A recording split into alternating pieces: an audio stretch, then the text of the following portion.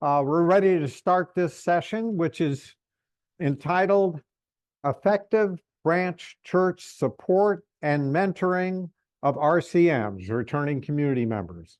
Effective Support, Branch Church Support and Mentoring of Returning Community Members. We're going to split this in three. We've got three parts to share with you. One is a story about a branch church that underwent a transformation. And that branch church is the one I'm a member of, and it's Third Church, Dallas. We're going to hear from Greg McLane in just a moment, who's going to take you through that process. The second thing we're going to do is we're going to highlight three initiatives that are going on in Texas that are helping support RCMs. Just ideas that you might want to take away in your states. And the third phase is to get to have another panel discussion with Darryl Scott, Quentin Waters, Troy Spann Jr. from Los Angeles, and LaVelle Searcy, who's online, and Anthony Gonzalez, who will be on video from Houston, Texas. And that's why I have Tina Houston here with me. So we're going to hear from them about their experience since they've been released. So let's get going quickly with first meeting Greg McLane, a volunteer prison chaplain at Cofield, a member of Third Church, Dallas. Hi, my name is Greg McLane. I'm a member of Third Church Christ Zionist in Dallas, Texas. The institutional work has really been revolutionary for me, and our church has gone through a revolution at the same time, and I'd like to tell you a little bit about it. A number of years ago, we started asking ourselves what we needed to do next. Where were we going? What were we doing? And it started with a group of meetings that we called Be and Do meetings. What do we want to be? What do we want to do? And it morphed after that into actually an outside consultant. A man named Dan Hotchkiss came and worked with us, and he was with a group called the Alvin Institute, which is dedicated to congregational consulting. He was a Unitarian Universalist minister, Harvard educated, and he was fascinated by the fact that a Christian Science church might ask someone who was not a Christian Scientist to come in and work with them. But it was extraordinarily valuable because as we had workshops and we talked about topics that were important to us, he came up with those topics, very nice open-ended questions that we wouldn't have thought of. We would give answers sometimes and he would say to us, gee, that sounds just like the answer my conservative Methodist church in Illinois would give me on the same question, or maybe my liberal synagogue in Indiana might give me. So he had a wide range of groups, and it helped us a lot to get some perspective. He also said to us in a lot of ways, you know, the problem you're describing for me is the problem every organization has, every church that I work with, every worship group that I work with have. That you're not unique. That's something everybody deals with. I think there were a couple of questions we worked on that were most helpful. One of them was, how do you introduce the newcomer to Christian Science? Another one was, who is my neighbor? And a third one was, what would it mean to have more members at Third Church? And here's the hook to those questions. Those sound easy, but they're not at all. If I ask you, how do you introduce Christian Science to the newcomer? What did I just say? Do you have an activity to do that? Or is that, what do you say in an elevator when somebody asks you about it? Or, I mean, it's a very broad question. You have to figure out what you're going to say and how you're going to do it. And it opens up your whole thought. There was an exercise that we could do where you go to the mall with a pad and a pencil and sit down and watch the crowd go by and say, well, would you want them in your church? How about that gay couple that just went by? How about that mixed marriage group that just went by? What about those hoodlum teenagers that just went by? Who do you want as members in your church, and why would you not want them, or why would you want them? And it really begins to open up your thought when you think about those kinds of terms. The other question that I referred to before, who is my neighbor? Same thing. We actually walked the neighborhood just so we knew who our immediate neighborhood neighbors were. But we have members now that come from 35, 40 miles away and are members in our church. And some of them live so far away, they join us on Zoom a lot and participate heavily, but they can't make it in often. They live on a ranch with horses and things, and they need to be there. When we started the process, I think we were what I would call normal for Christian Science churches, and this is a terrible thing to say, but people would walk in the foyer of the church and we'd look at them and say, well, who's that? And why are they here? And are they in the right place? Because why would they come here and they don't have a science and health? You know, that's not literally true, but it's kind of the attitude we had. And when we got through, we got to an attitude of, wow, somebody new. Let's go talk to him, find out how we can help him.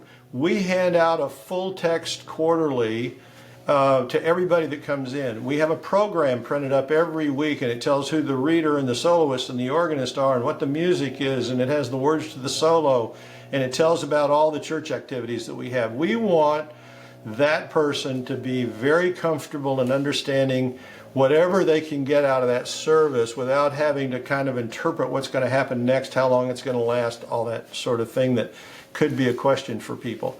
So now let's go to the institutional committee.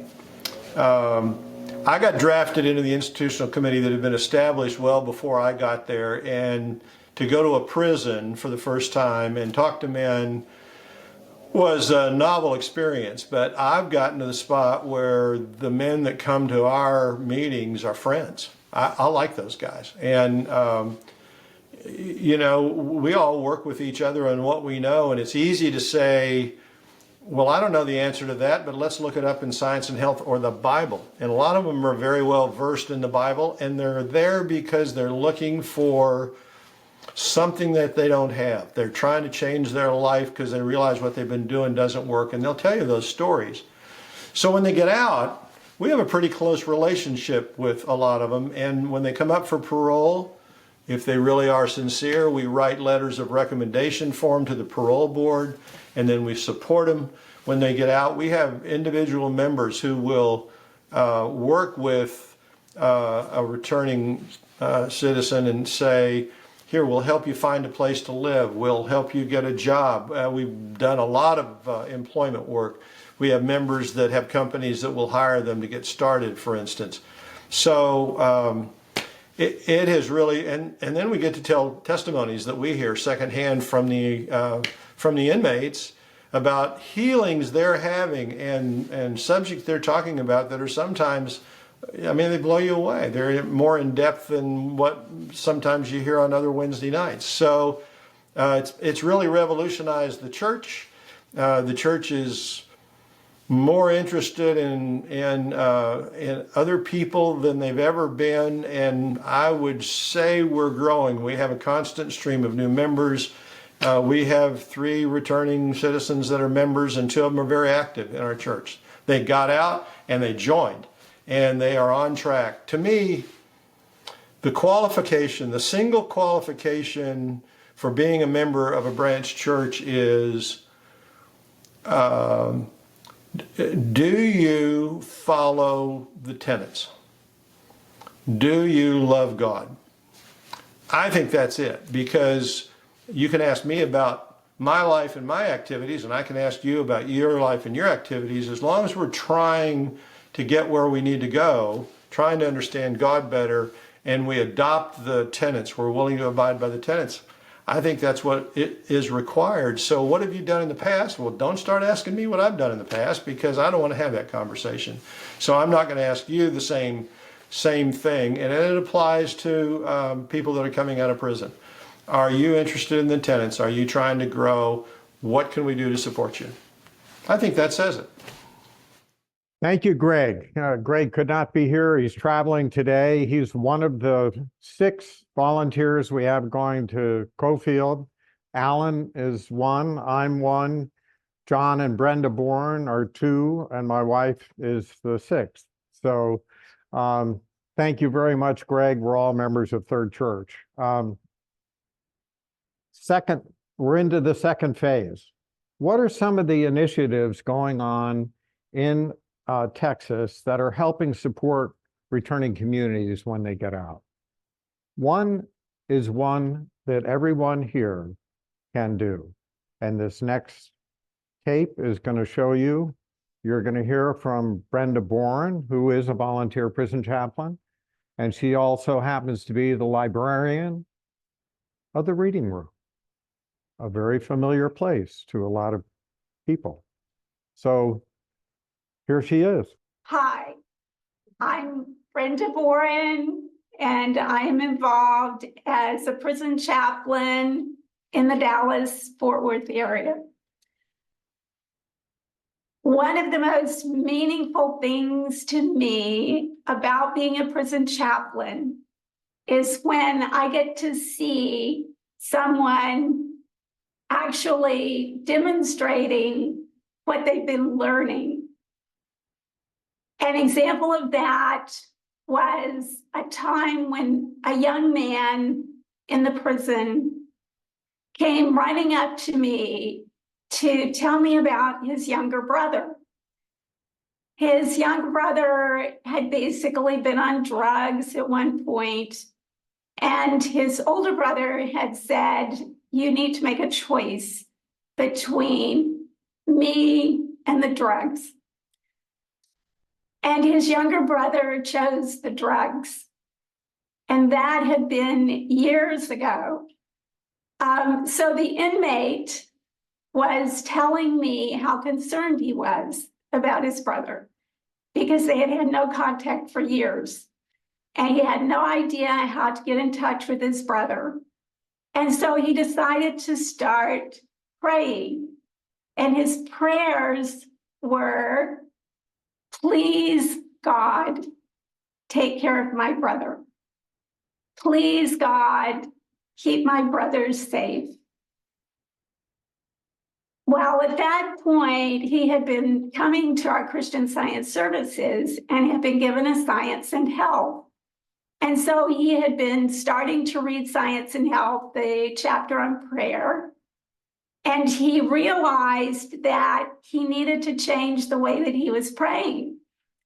So he began to pray, "Thank you, God, for taking care of my brother.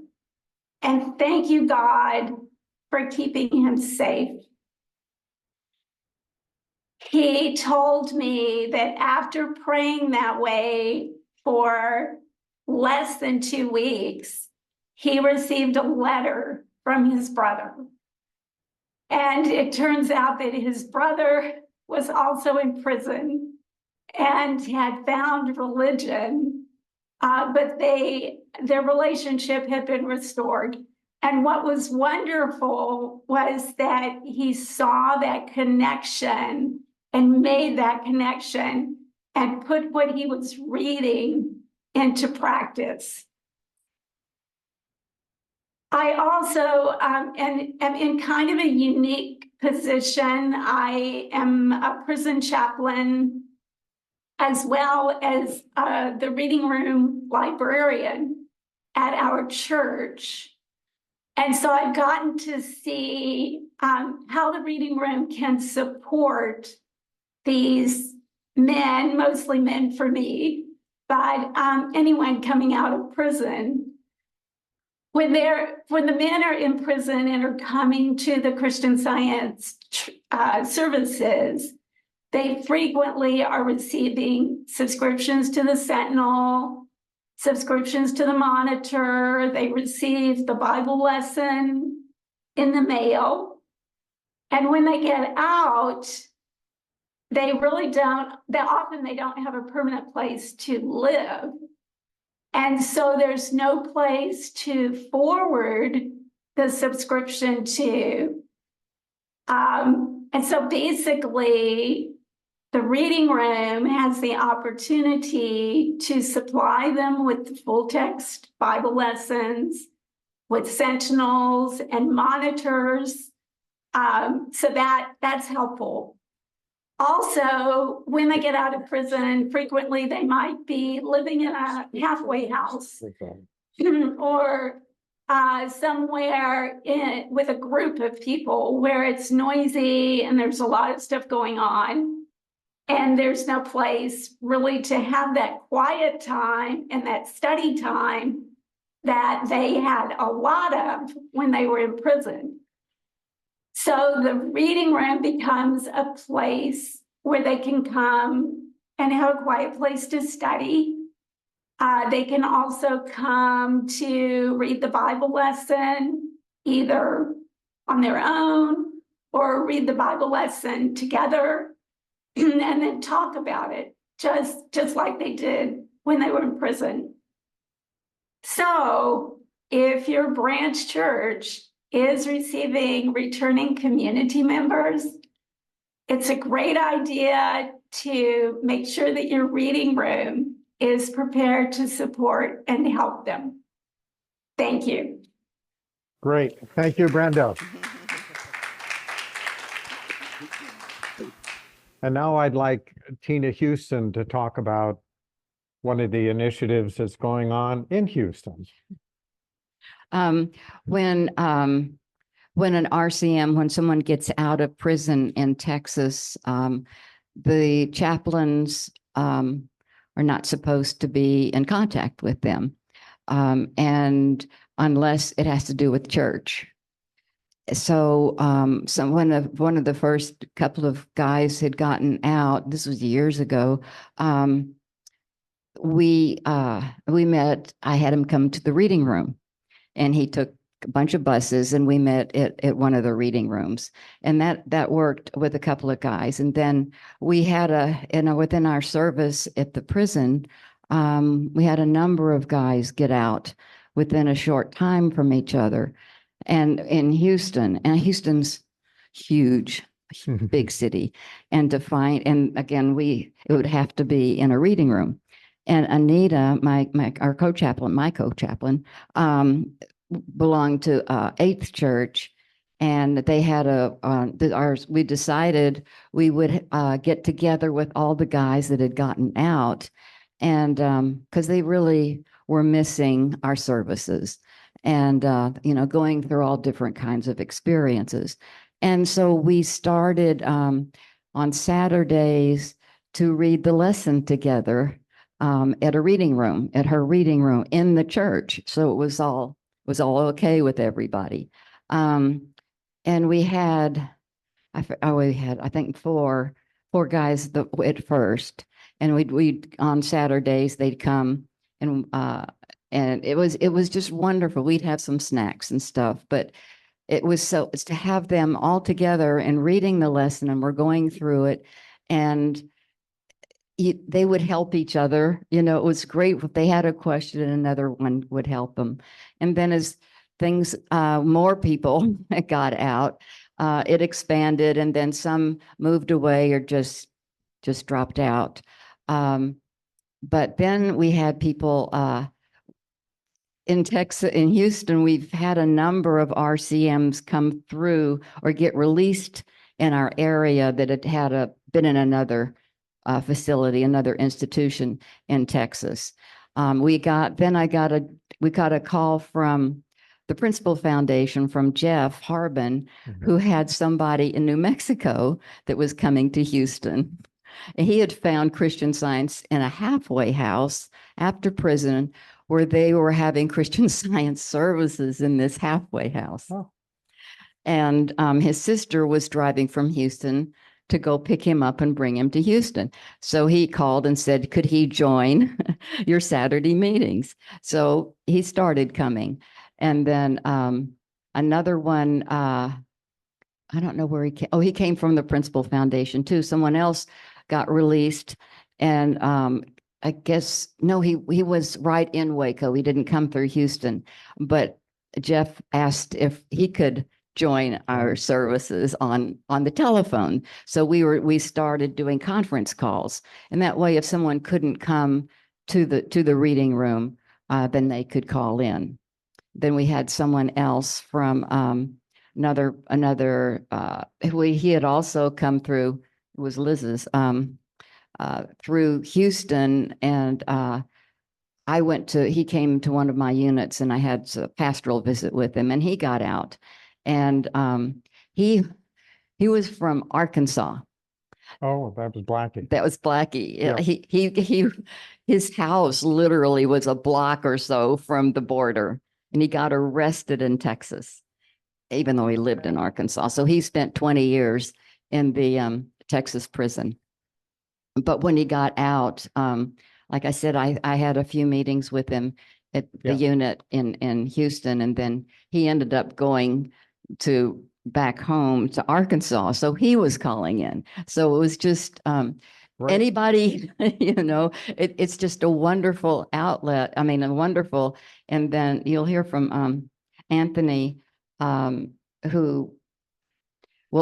calls in. I mean, he's in Right. Huston, but he calls in too now. And the mother of his child calls in now. And so it's you never know who's going to be online. But I want to say that Craig, though he's in Waco, I don't think he's ever missed a Saturday. And we've never met him. We just all on the telephone. And anyway, I just think it's a wonderful way to read the lesson, everybody reading the lesson on the telephone or in person with us. And you, like I said, like Woody said, you can do it anywhere. Two people can start it, with another RCM that gets out, just to have that connection. And it was once a week. Now, that's hard to do. It was on a Saturday, so we're down to the first and third Sunday of the week. That's fantastic. So there's another way to connect with RCMs. Doesn't have to be physically in church, although yours was, but it was not part of a church service.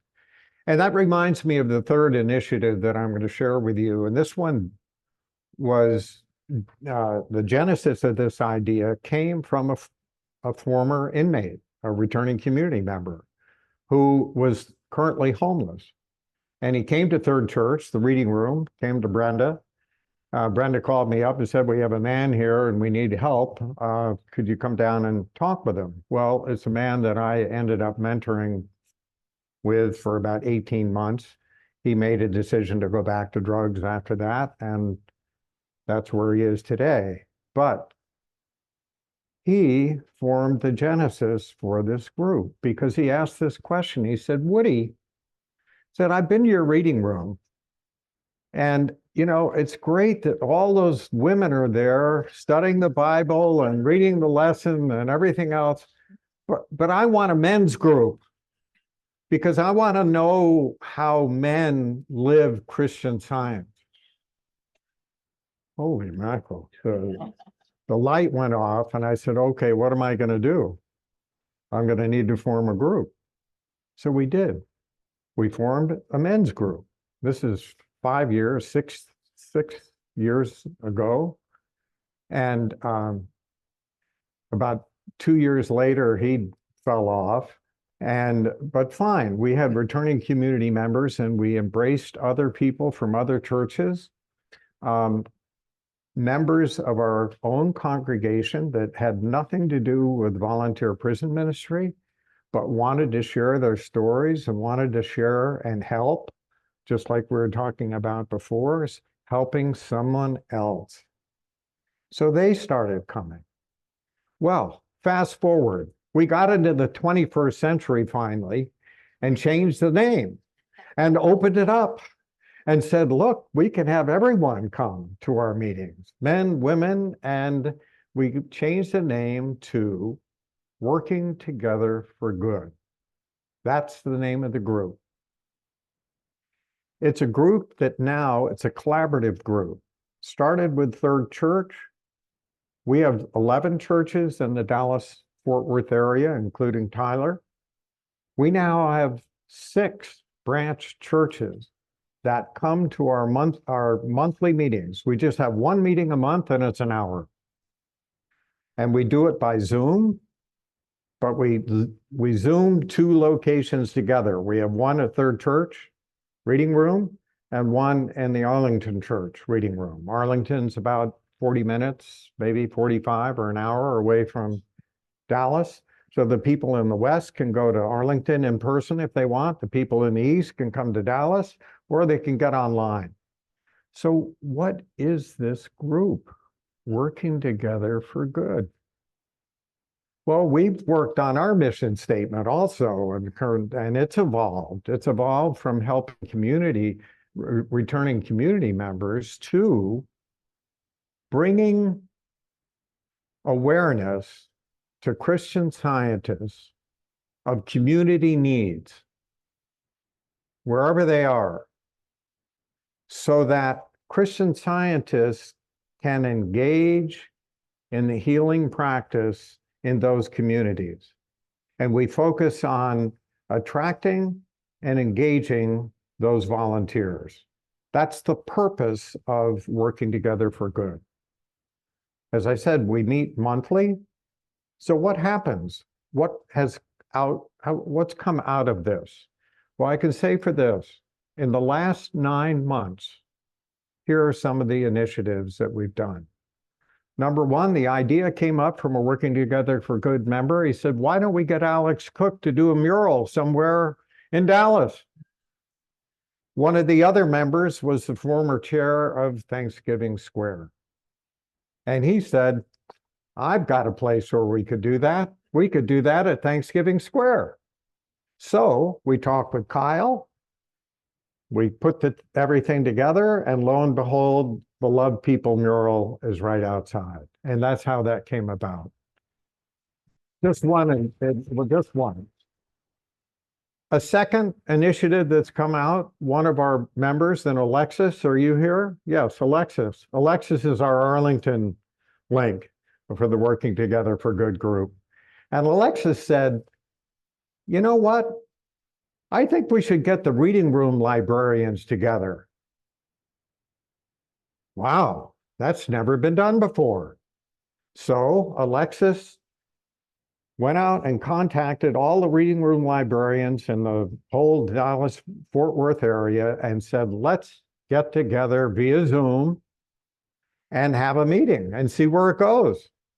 Well, it was so successful that the next meeting is there, I guess there is going to be what? There it is, June 8th. So they're going to have their own meeting. It doesn't take our time as the Working Together for Good group, but it's something that came out of our group. Another initiative, interfaith activities. Somebody was talking about that. Chris Slaughter, one of our members, is also on the Interfaith Council of Thanksgiving Square. So he is now inviting us to be involved in that interfaith activity so we can get out and reach people of other faiths. We have one other idea that we're working on. Actually, it was implemented by Third Church last fall in October. We did a Faith in Blue event in our parking lot. What's Faith in Blue, you might ask? Faith in Blue is an organization that is designed to link local police with a local community and build that bridge. Build a bridge between the local police and the local community. How? Through faith-based organizations. And they do thousands of events on the first weekend of October of the last 3 to 4 years. Well, we've done events in our parking lot in the past, and we did one during COVID to thank the first responders. So who did we invite? The local police. Well, they turned around and invited us to host a Faith in Blue event for Dallas in our parking lot last October. It was awesome. We had, sure, a lot of church members. We had sponsors. We had the Central Market, which is a local market here. They supplied coffee and hot chocolate and whatever. And we got the community together with the local police. So what does that have to do with Working Together for Good? Well, why can't we expand that to other branch churches in the area? So we're working on that beginning this May. So that's just an example of working together. We, one day a week, one day a month, it's the second Tuesday of every month from 7:30 to 8:30 p.m. If anyone would love to join that meeting, you're welcome to. Just get in touch with me. I'll send you the link and you can zoom in and see how we do it. And if it's something you want to do in your area, go for it. So those are 3 ideas that have come out here in Texas. Let's now turn to the returning community members who are now out. And I'm going to ask some questions. And before I do, I'm going to ask Anthony, who we have on video, to give us his story. I obviously can't ask and answer every question, but you'll hear Anthony's story, and then we'll move to the panel that we have right here. I found Christian Science not by chance. I've always known that the church was there. As a child, we used to catch a bus in front of the Christian Science church. And as an adult, I actually worked across the street at a bank as a security officer, so I always knew the church was there. But one particular summer in 2011, I decided to go a little closer, and then I saw the monitors and I started reading them outside. And then I walked into the reading room there, and the ladies explained to me all about Christian Science, and that was in 2011. I have had lots of healings applying Christian Science. As an example, where I'll be working intense labor and just get hit on the head, and I just say, well, I'm not going to respond to that because, I have a task to do, and it's a noble task, or, something that God wants me to do. And so, but later I'll look and I got a big old knot on my head and a gash, but it doesn't bleed. One time I had a chainsaw kick back on me and gash through the cap, and I could see that the cap was torn, but there was nothing on my head.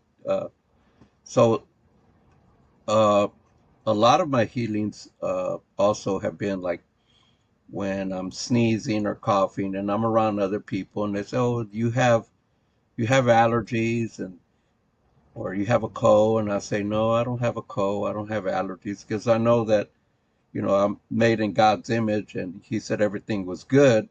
So it cannot conflict itself. We cannot have good and still have evil, or so-called evil. So I've learned through Christian Science who I am, and so then therefore these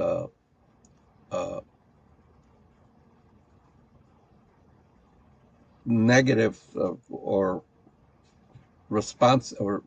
negative response of me would not be correct. Yeah. The branch church members have helped me a lot because they sat down with me and showed me how to read the lessons and how to apply Christian Science in my life. And so, but one of the biggest things is to understand that the branch members have shown me is not to rely on my mortal senses. Yes, I had some challenges that I was able to apply Christian Science, and mainly when I was granted 8 years probation, and when I met one of the branch members, she told me, that whatever they so-called happened does not affect you who you are now. And so I learned through Christian Science to understand who I am now, not anything in the past. And during that time, I had to take polygraphs, and I had a real hard time passing those polygraphs. so much so that they try to revoke my probation. And but you know, I was able to get out and pass the polygraphs by applying Christian Science to understand who I am, not who the state or the world says I am. And the one of the hardest things was that during that 8 years probation, I had to go to therapy. And they used to call it the greeting. Every individual in the group had to say, my name is Anthony, and I was convicted of this, and I did this, and I did that, and that I am this person, and I always will be this person, and only through therapy will I have a different outcome. And we had to recite that every time we went. And I thought that was very cruel, and to make someone, it's kind of like when they AA meeting where they say, my name is Joe and I'm an alcoholic. So how can you not be an alcoholic if they are beating it in your head that you are this person, you know? So, but through Christian Science, I learned that was not true. Well, I became an Angel Team member because I went through the training for the chaplains training, but I realized that the chaplains could only serve the returning citizens on a certain level because of the policies that the state of Texas has that the chaplains can work with. And as an Angel Team member, I'm not captured into that cookie cutter, you could say. And so then, you know, I can meet up with the guys and I can be more one-on-one mentor to them than a regular chaplain can. I feel that I do what I can, but as far as being effective, we haven't had too much success because the returning citizens are not really that sincere. When they're in prison or when they're incarcerated, they, you know, another way to say it, they play church, and when they come out, they don't really live church. You know, they're not really sincere about being Christian Scientists. So I've talked to a lot of guys, and you know, give them the info, but they just don't follow through it, and they don't come to church. They may come one time. So, but as a mentor, you know, I try to meet them halfway and see what they're going to do. And I've given bikes to them. I've you know, just done things, you know, give them bus cards and maps and schedules. But at the end of the day, they're the ones that got to get up and get on a bus and get over here. And I come over here on a bike every day, and I catch 2 buses, and you know, and so if I can do it, they can do it. Well, the advice that I would give an Angel Team member is to try to get to know as much as you can about the individual coming out, if there are restrictions that they have, because you can get them in trouble if you don't know their terms and conditions. An example is I was helping a gentleman years ago, and I took him to the bank to open up a bank account. And immediately his parole officer called him, so told him, where are you at? And he said, well, I'm at the bank. He said, well, no, I want to know where you're at. He said, well, I'm at this HEB off Beltway 8. I said, well, you're not in Houston. You are in Harris County, and you need to get back into Houston. So I did not know that he could not leave the Houston city limits. So it's very important that an Angel team member know exactly what are the terms and conditions of that individual, because that when they sign those documents, they initial everything. And then when they violate those terms and conditions, they say, well, I didn't know. They will pull out that paper and show them, well, you signed it right here. So you can't say you didn't know. It's a rewarding experience. And it also helps uh, individuals like me who have been through the system to give back. And uh, and I think that's the biggest thing, is regardless if you're in the system, the legal system, in a negative way, that you can turn that into a positive. Great, thank you, Anthony. I'm going to get right to some questions with the panel here and including LaVelle online. So we're going to begin with a question, and I'm going to be mostly questioning LaVelle and Quentin and Darryl. And Troy has got a good capture, a thing I want to capture at the end regarding mentorship. And you're going to hear his story. So tell me what it was like the first time you walked in to a Christian Science branch church. What was it like? Anybody want to go? Go ahead, Darryl, you're on.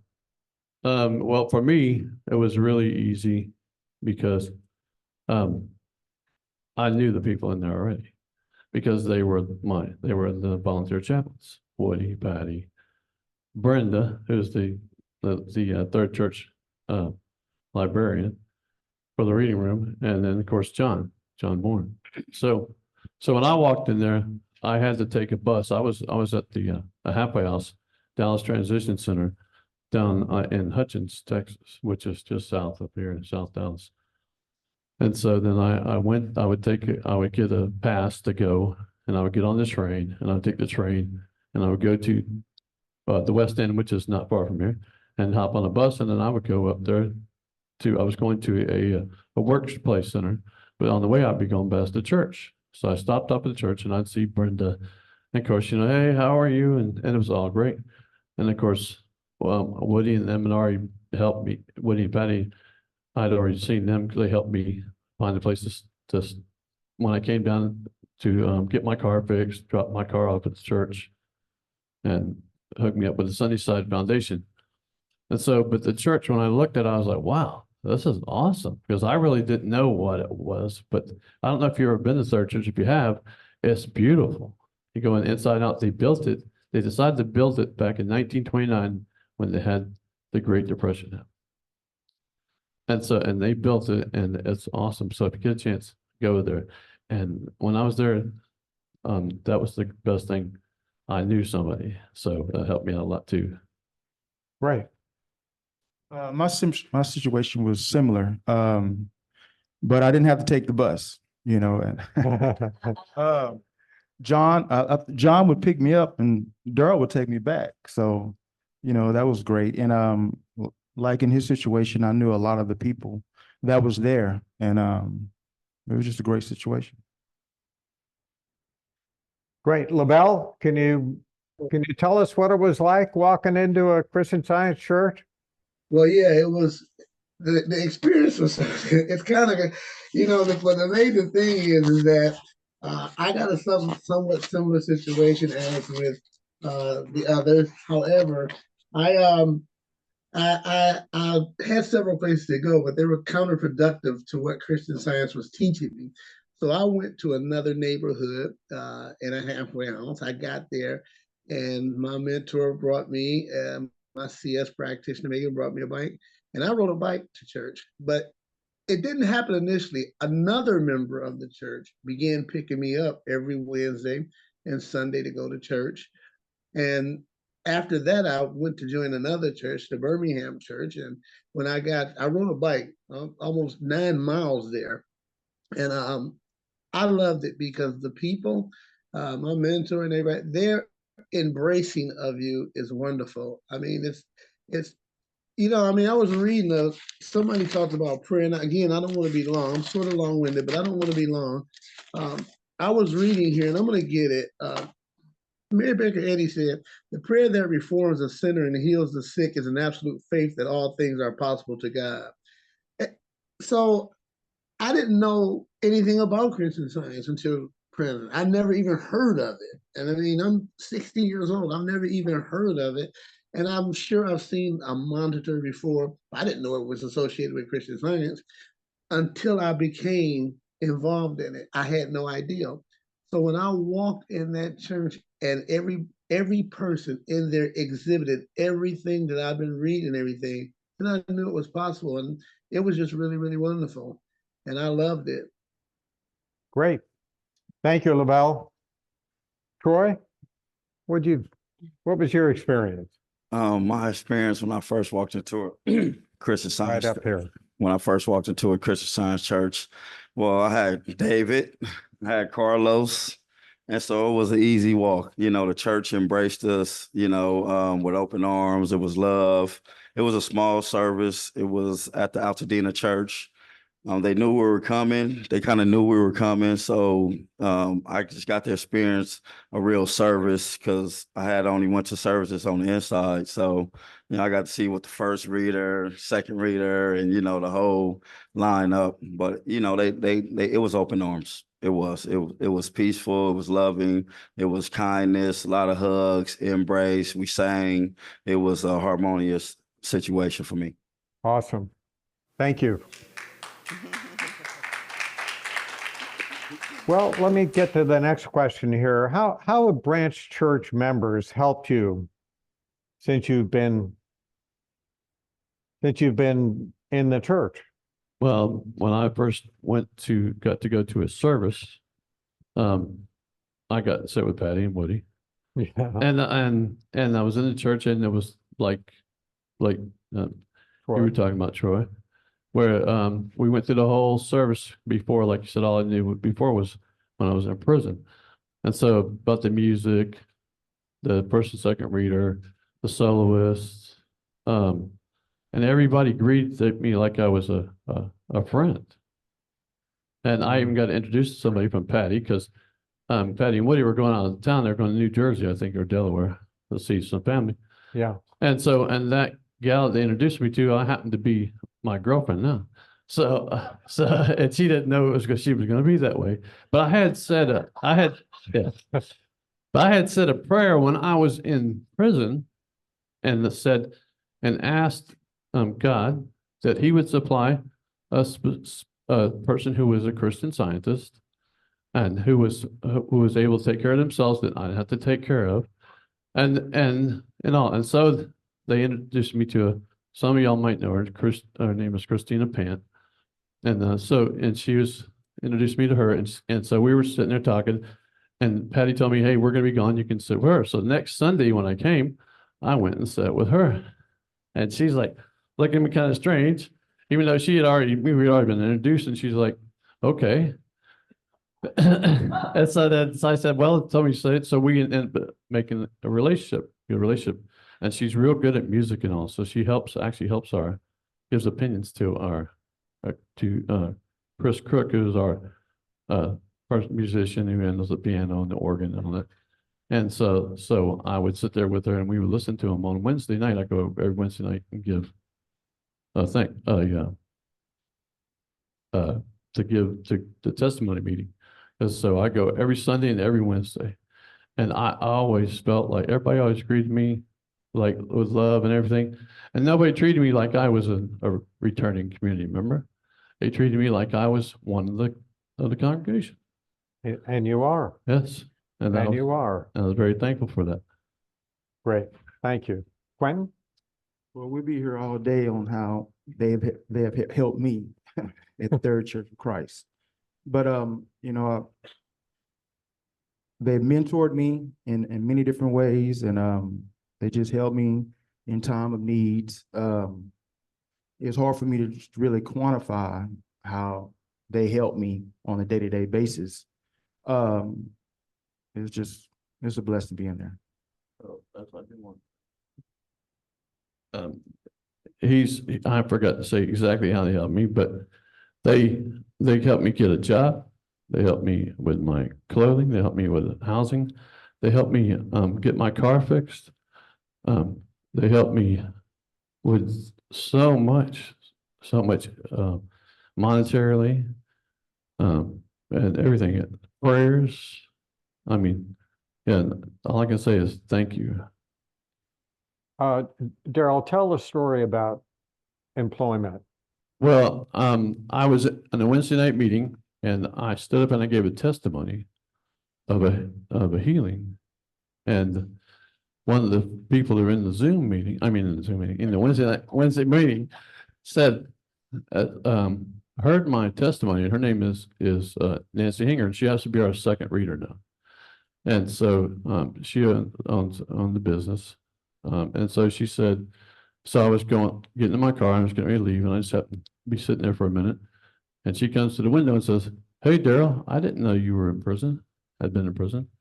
And I said, "Yes, ma'am." And she said, "Well, I run this company, and one of my workers ain't going to be there. Would you like to come work for me for that day?" I said, "Sure." So I went to work the next day with her, and I worked hard, and they liked it. They said, "Can you come back tomorrow?" And then I worked for her for 3 years. So.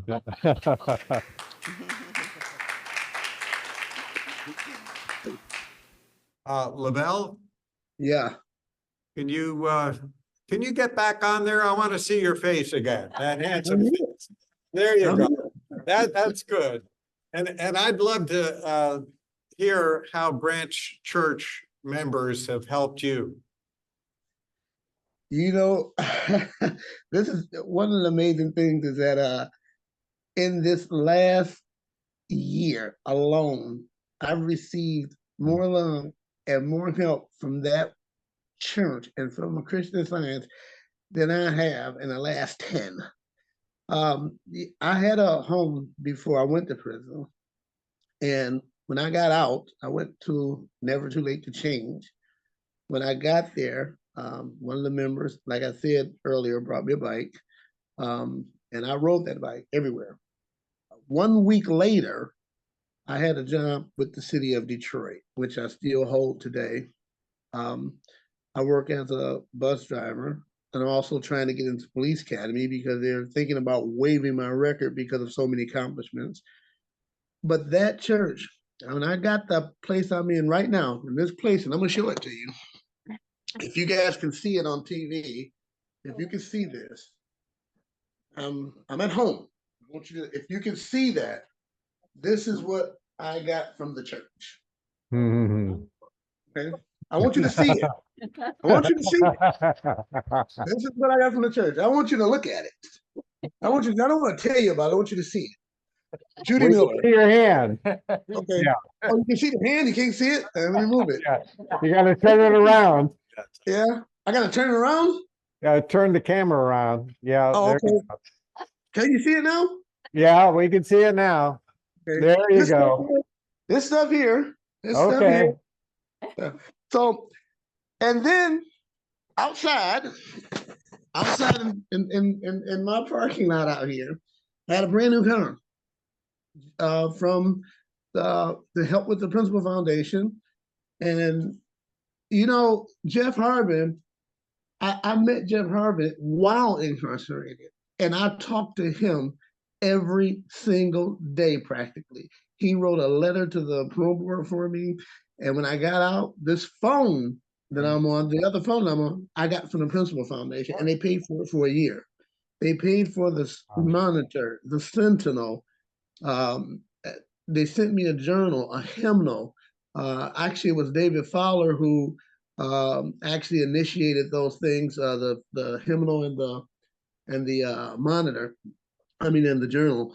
And I met David Fowler. When I met him, I talked to him all the time. And then I met you, Bob Woodward, and I call you a lot. And it's not just about this panel. So this embracing of Christian Science and this type of love is God-centered. And it's just amazing how that is. It's really, really amazing how that is. And I don't really know how to describe it. Like Troy said, I don't really know how I'd be here all day. We'd be here. We'd have to have another meeting tomorrow. And it's just that because it's so much love there, so many people embrace me there, and I wish I could name them all. It's a lot that embrace me there, and they treat you like you're one of them, not a prisoner, not somebody who takes. I'll fill you. Thank you. Thank you very much, LaVelle.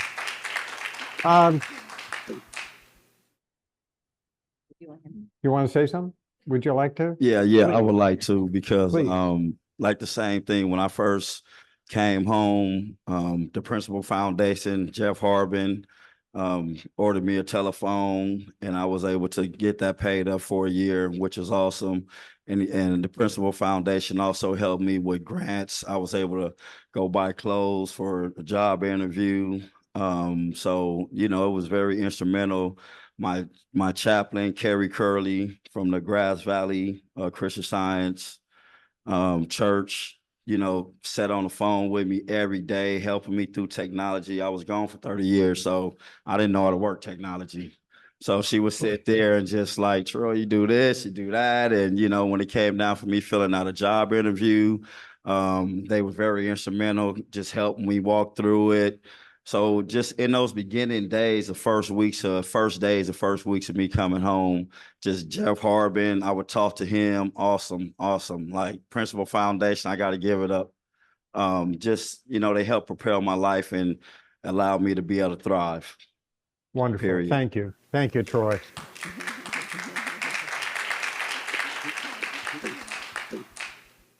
15 minutes. Good. I've got 2 questions more, maybe 3, and then we'll open it up. One of them is, I'm going to ask, what have been maybe 1 or 2 of your biggest challenges that you've faced since you've been out? Well, the first challenge I had was finding a place to live. Mm-hmm. And then the next was finding a job, because the Sunnyside Foundation helped me out with tremendous amount of stuff. They helped. My brother had given me a car, but it needs some repair. They took care of that. They took care of my rent. They took care of my deposit. They took care of my food and all that stuff for 5 months, even though it was only supposed to be for 3, ended up being 5 months. And then of course Nancy Hinger, and then she's goes to Third Church. She helped me with the job, and then the whole community church, the church, gave me an unbelievable amount of things to fill my apartment because I didn't have anything. I mean, they gave me furniture, they gave me food, they gave me clothes, they gave me towels, they gave me soap, they gave me all kinds of things to help me out. And just so thank you for all that. So hopefully Embrace Soul, you can do the same for everybody else too. And like you said, the Principal Foundation, I didn't know anything about that because I got out in 2016. So that was before we knew. Yeah. Quentin, you want to discuss any challenges you've had? I'm trying to think of them, but I really didn't have. I want to say I didn't really have too many big of a challenge. My challenges mainly was at work. That's really been my biggest challenge. Just at the job that I had, with my coworkers and stuff like that. But tell me how that ended up. Well, I'm not there, so I know you're not there. I'm not. And another door opened. Another door open. Another door open. Another door open. Another door open. And at this job, it's has been a better situation for me, and it's working out pretty good. That's great. Good. One thing though, when you agree, when you agree that the church still helping you out today. What now? The church still helps you out today? That's not the question. No. No. Here, let me. I'm just asking that, but they do. Yeah. I mean, that's understood. Yeah. No doubt. They do more than help. What I'm going to say is this, because it was one step that Third Church took right away. And that was, as soon as Darryl got out, he was invited to be a greeter. And from the very first, it had to be in the first month or two, or maybe a little later, he became a greeter. He wasn't a member of the church yet, but he was a greeter. And the same thing happened with Quentin when he was released 2 years ago in July. And he was embraced by the greeting committee to be a greeter. And I will say this about these two men. They haven't missed a service, a Sunday service, since they've been with their church, with the exception of having to work, right? In their employment. It's been a remarkable contribution to our church. So thank you both for that. LaVelle, any challenges you want to share? Well, yes. When I was incarcerated, again, like I say, I got introduced in 2018. But when I got introduced, because I heard the gentleman talk at first when he said some of the people aren't sincere. Well, because I've been there before, he was talking about me because I wasn't. I really wasn't. However, when I got to Christian Science, I wanted to make sure that, and I wanted to know, and I put everything that I could into it because I believed in it and I thought it was right, and I believed, and today I know it is. So when I got out, my challenge was my commitment to it. My challenge was to give my love back to it that they given me while incarcerated, not just while out. So when I got out, I was almost well prepared to establish housing, employment, and do all the things that was necessary so that I wouldn't have obstacles in my way to continue with Christian Science, because sometimes all we need is an excuse not to do something. I didn't want any because I've already used all the excuses I had. So what I did was Meagan West, Jeff Harvin, I contacted them immediately, and that day things started working in the way they were being planned while I was incarcerated. So 1 week after I got out, I started working again. I started working with the city of Detroit, bus driver for the city of Detroit. Great benefits and everything. And so my challenges was to make sure my commitment to Christian Science was real, and to make sure that what I was doing was not just something that was going to end a year later after I got all I wanted.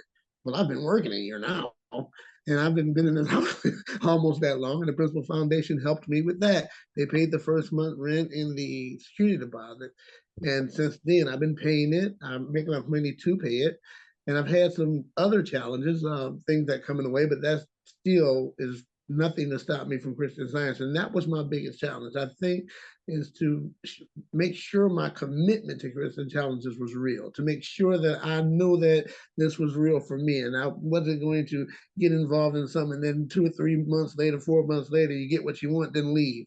I didn't want that life. I lived it and it ends nowhere. So that was my challenge, and I've overcome that challenge. Great. Thank you.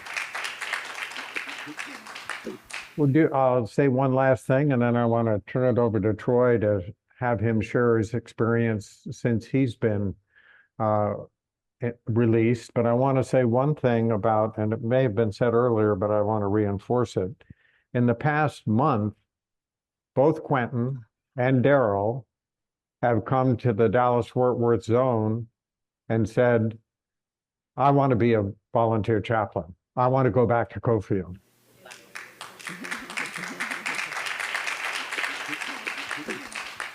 It gives me goosebumps. It truly does. I heard the wow. I heard the wow. So Troy, it's a pleasure to have you back.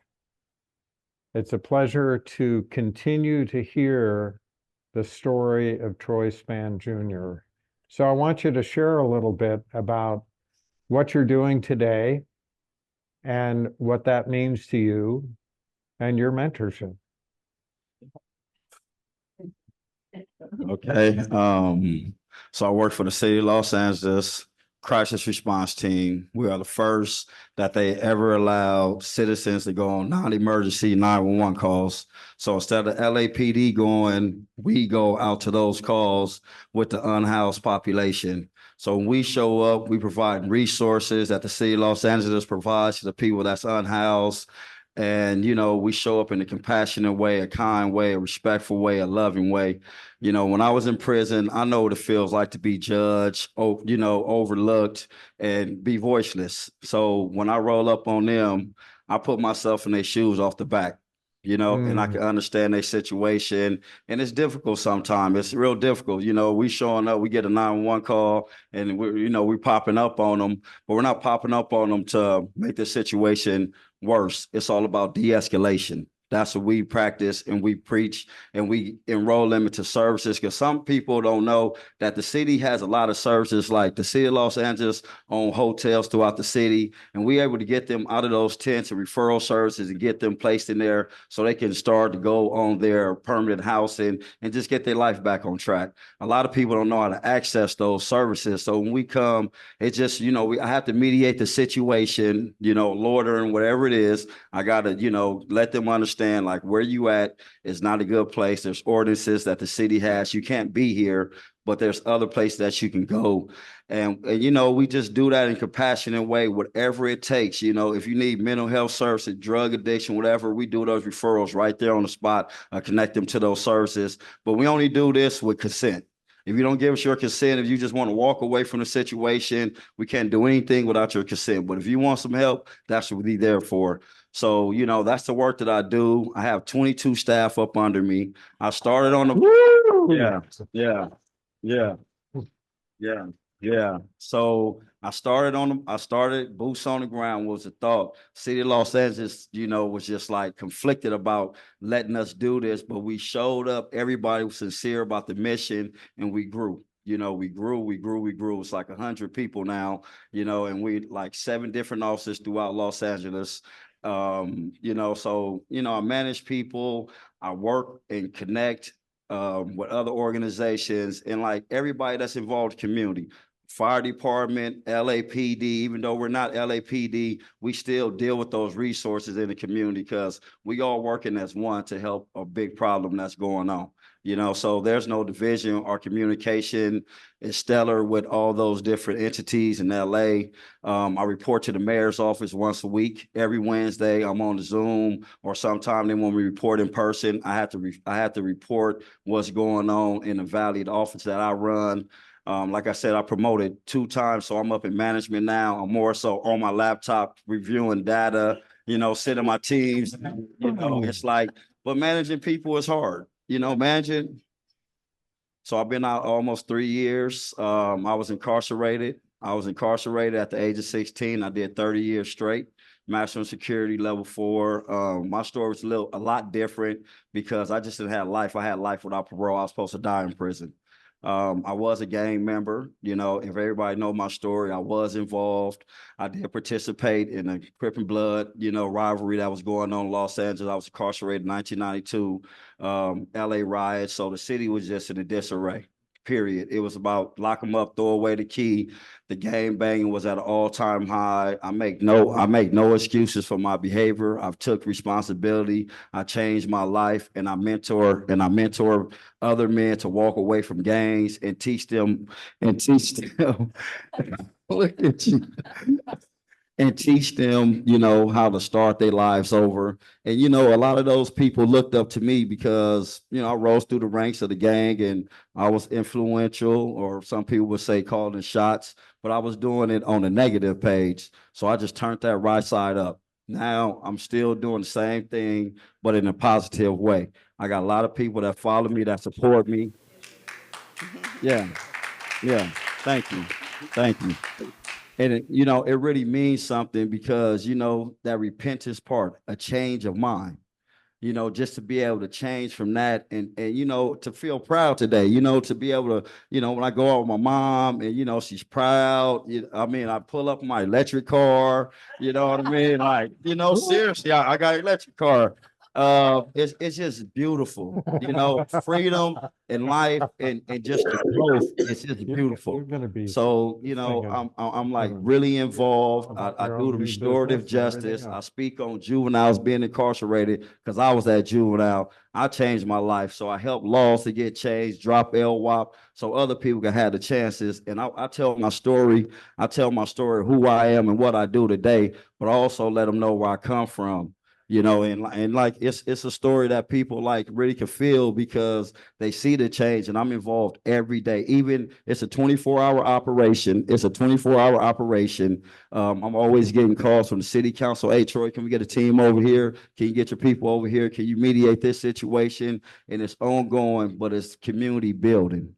You know, when I was a gang member, when I was in my criminal activity, it was about being selfishness. And you know, we said we protecting our neighborhood, but we was destroying our neighborhood with our behavior.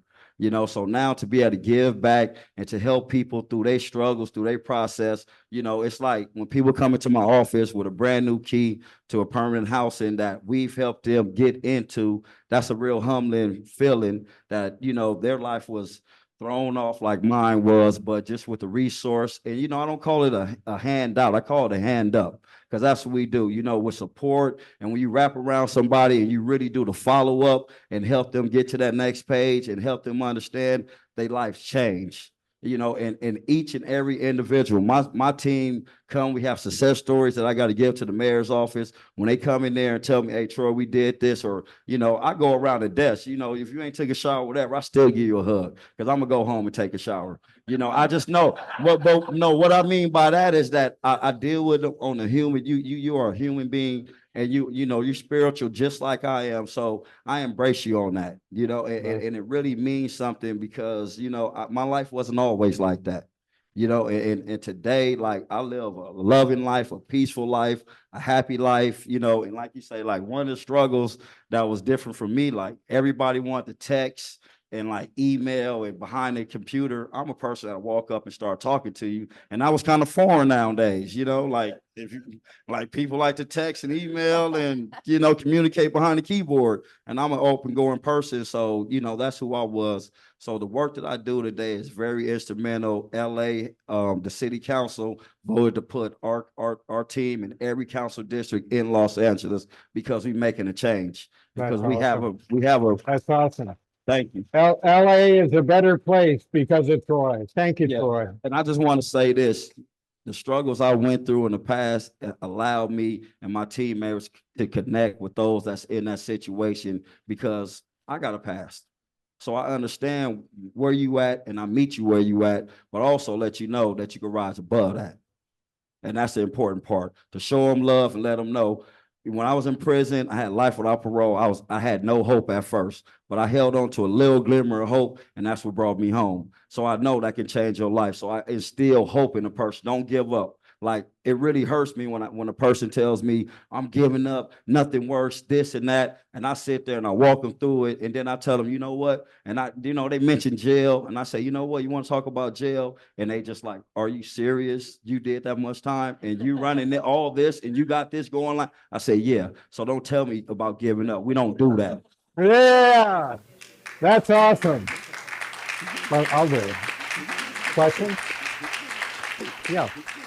Great. Let's do a couple questions for Thank these you. folks, and we'll just do a slightly shorter standing break. Awesome. Unless if you guys just are ready to stand. All right. Any questions from Zoom or the room? All right, go on. We have Carlos. This is no question, but this is related to Troy.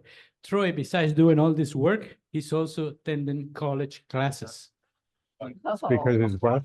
He's attending college classes. Go to Valley College. I'm going to get my BA in psychology. Hey. He's getting there you BA go. in psychology. That's awesome. Any other questions? Yep. Alexis.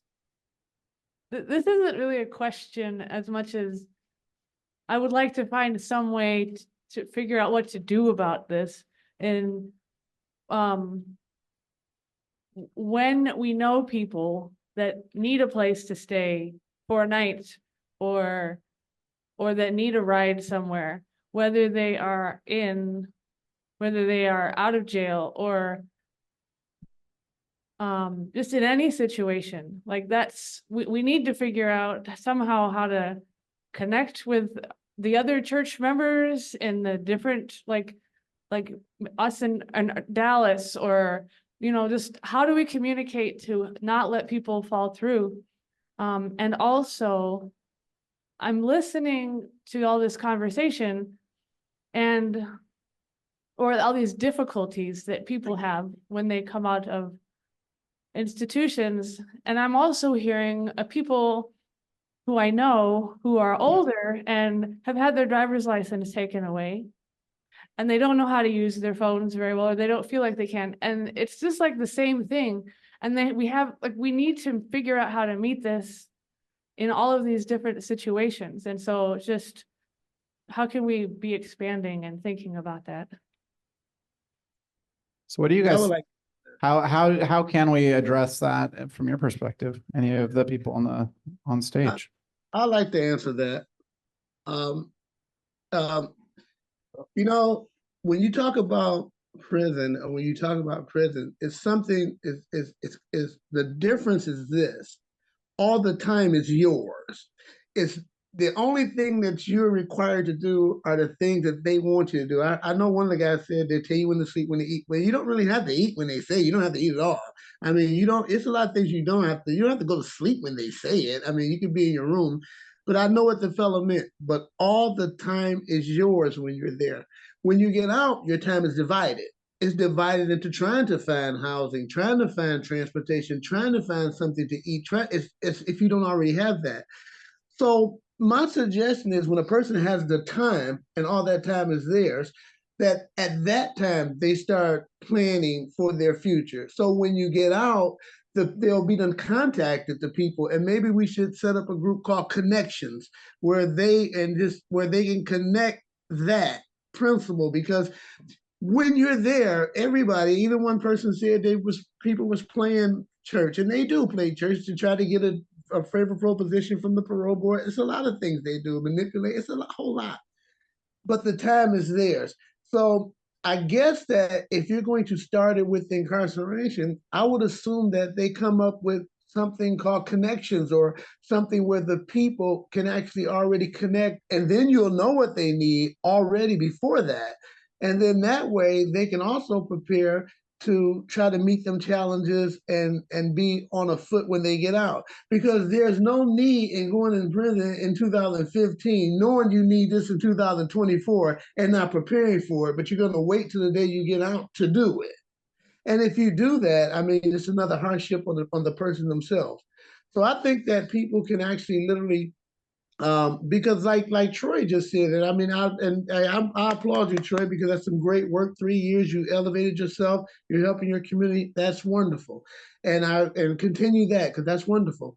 And I guess that can be expanded by creating another group or another program that would allow those people coming out to already, because everybody knows what they need. The parole board asks you that. You know, what do you need? Housing, they ask you that. So you know that going in. So knowing that going in should be a preparation for you if you're thinking about being released, so that the people out there like Christian Science and other organizations and the Embrace Fully Project and Principal Foundation, others, that way when you get out, those people know who you are. They know you, and they know they know of you, and they're in a better position instead of starting the day you get out. So I think that the knowledge of what a person knows should already be known by the people.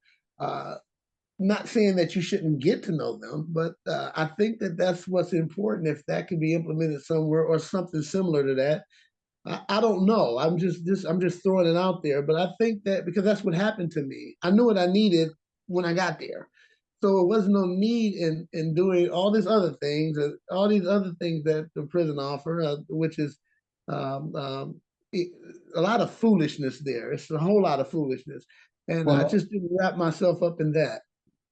Okay. I think that's what it is. I don't know. Again, I'm just throwing it out there for other comments. I guess people could think about that. Yeah, that network that you're describing is exactly what somebody has started, and it is the Inside Out Network. And we interviewed their founder, and we need to get that video back up on the site. They had a little bit of data on their video that they were like not sure about sharing. Well, they got a walk a mile program. They got a walk a mile program here in Michigan. I'm a mentor in it. This for the prison. I mentor prisoners right now. This is all the walk a mile program. However, these are already parolees, and so, or I think, I'm not sure if they're all, but I'm almost part of their all parolees, but that's a program there. However, the resources that they might need, like the lady was talking about, and I can appreciate the willfulness of her question, that's very important. What she said is very important. And we need, maybe they need to expand that or let it be known, because I had no idea about it. Yeah. I just wanted to comment on what you said. Like, when you see a need, sometimes you got to step into it. Me, I take the initiative. When other people see that you doing something, they'll come along and want to get involved. And that's how you get things spearheaded. Because a lot of times we see the need and we overlook it and don't want to, sometimes it's overwhelming. But when you take the initiative and you just do it, and then you start to improvise and refine, or, bring in the resources that need to, a lot of people will see the work that you're doing. And they'll come, all the time. Like, people stop in my office, Troy, what do you need?